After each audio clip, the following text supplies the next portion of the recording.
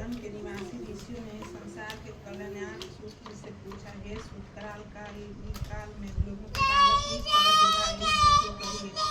सूत जी बोले, जब द्वापर का अंत और कलयुग का आरंभ था, उसी समय बहुत सी पशुपाकुल स्त्रियों ने आपस में सलाह की थी, इस कलयुग में माता के दिन रहते पुत्र मर जाएंगे। जब वे आपस में युद्ध नहीं कर सकी तब गौतम उनके पास पूछने के लिए गई। जब उनके पास पहुंची तो उस समय कौनती आनंद के साथ बैठे थे।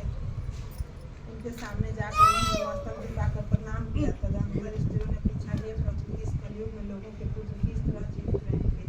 इसके लिए कोई वर या तप हो तो कृपा करके बताइए। इस तरह की बात सुनकर गौतम जी बोले, आपसे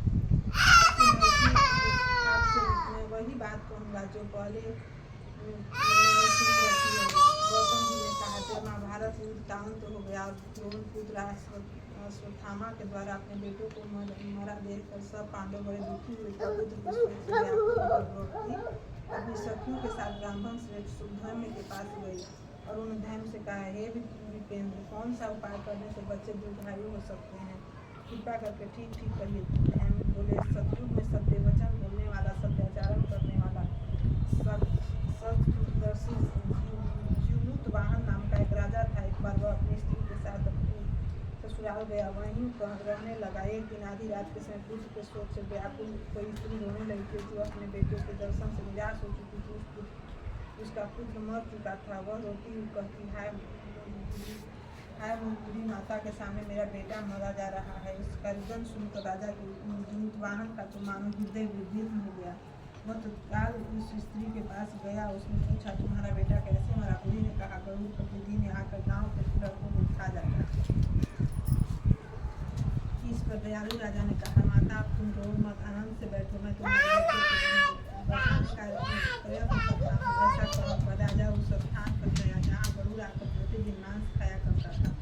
उसी समय गरुड़ भी उस पर पड़ा और मांस खाने लगा। तब अति तेजस्वी गरुड़ ने कहा, राजा का बायां अंग खा लिया। तो छटपटा राजा ने अपना दाहिना अंग फेर कर गरुड़ के सामने रख दिया। यह देखकर गरुड़ ने कहा, तुम कोई देवता हो? कौन हो तुम? मनुष्य तो नहीं जानते हो। अच्छा, अपना जन्म और कुल बताओ।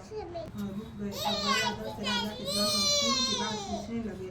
राजा ने कहा, मेरी माता का नाम शैव्या और मेरे पिता का नाम शालिवाहन है। सूर्यवंश से मेरा जन्म हुआ और जीवितवाहन मेरा नाम है। राजा की दयालुता देखकर गरुड़ ने कहा, हे महाभाग, तुम्हारे मन में जो अभिलाषा हो वर मांगे।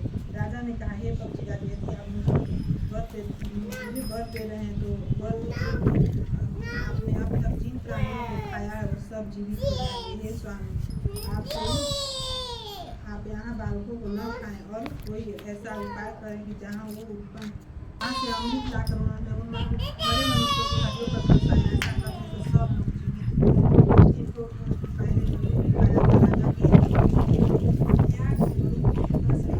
राजा की दयालुता देखकर कल्याणार्थ एक और वरदान दूंगा। आज आश्विन महीना की कृष्ण सप्तमी तिथि से रहित शुभ अष्टमी तिथि है। आज ही तुमने यहाँ की प्रजा के जीवन दान दिलाया है। हे वत्स, आपसे यह दिन ब्रह्म भाव हो गया। जो मूर्ति भेद से विधि विधान नामों से विख्यात है, वही लोक से पूजित पूजा अमृत प्राप्त करके अर्थ में जीवित पुत्रिका कहलाएगी।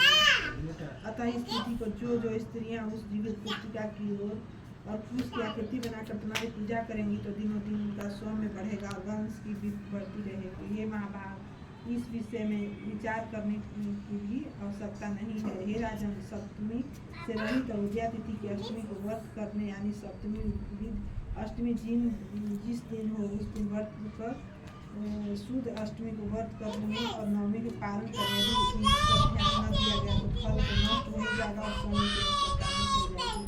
जीवितवाहन को इस तरह का वरदान देकर धाम को चले गए और राजा भी अपनी पत्नी के साथ अपने नगर की वापसी चले गए। ध्यान द्रौपदी से कहते हैं, हे देवी, मैंने यह अतिशय दुर्लभ व्रत तुमको बताया। इस व्रत को करने से बच्चे दीर्घायु होते हैं। हे देवी, तुम भी पूर्वोत्तर विधि से यह व्रत और दुर्गा जी का पूजन करो तो तुम्हारी अभिलाषित फल प्राप्त होगा। मुनिराज की बात सुनकर द्रौपदी के हृदय में एक प्रकार का राहुल उत्पन्न हुआ और पुरावासिनी स्त्रियों को बुलाकर उनके साथ उस उत्तम व्रत की गौतम ने कहा है, यह व्रत और उनके प्रभाव को को किसी एक चीज सुन लिया और चील ने सुन लिया और अपनी सखी सियारन को बताया। इसके बाद पीपल वृक्ष की शाखा पर बैठकर उस चील ने और उस वृक्ष को कोने में बैठकर सियारन में व्रत किया। फिर वही चीली किसी उत्तम ब्राह्मण के मुंह से यह कथा सुन आई और पीपल के कोण में बैठी हुई अपनी सखी सियारन को सुनाई। सियारन ने आधी कथा सुनी थी, उसे भूख लग गई और वह उसी समय 100 से भरे हुए शमशान में पहुंची। वहां उसने इच्छा भर मांस का भोजन किया और चीली बिना कुछ खाए पिए रह गई और सवेरा हो गया। सवेरा वह गौशाला में गई और वहाँ गौ का दूध पिया। इस तरह नवमी को उसने पारण किया। कुछ दिन बाद वो दोनों मर गई और अयोध्या में किसी धनी व्यापारी के घर में जन्म। संयोग से उन दोनों का जन्म लड़की के रूप में ही एक ही घर में हुआ, जिसमें सियारन ज्येष्ठ और चीली छोटी। दोनों घर में सभी सुंदर लक्ष्मण से युक्त थी, इसलिए बड़ी लड़की कौशी राज की और छोटी लड़की के साथ अग्नि के सामने विधि पूर्वक ब्याह की गई। जन्म पूर्व के कर्म फल से वह मृग नैनी रानी हुई। जिस किसी की संतान के उत्पन्न करती वह मर जाती और पूर्व जन्म की बातों का स्मरण